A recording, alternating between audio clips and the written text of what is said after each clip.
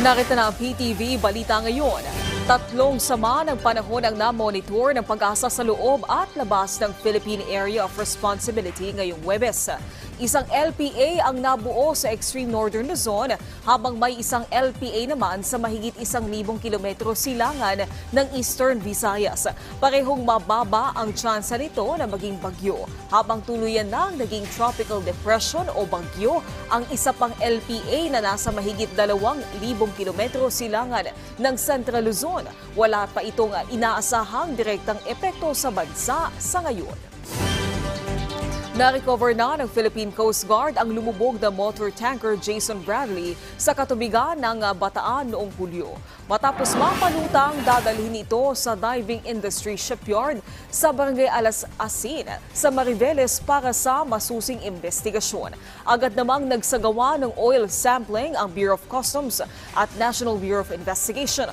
Agosto nang magsagawa ng siphoning operations ang PCG matapos makitaan ng leak o tagas ang lumubog na barko. Mababatid na nagdeklara noon ng state of calamity ang Bataan at Cavite dahil sa oil spill.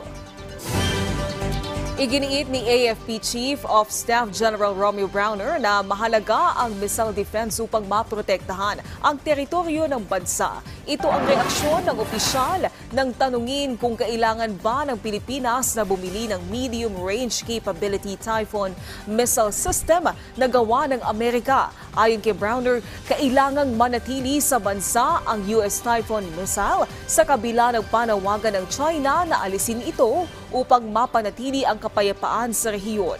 Mababatid na nakadeploy sa Northern Luzon ang naturang kagamitan bilang bahagi ng salaknib exercise sa pagitan ng Amerika at Pilipinas.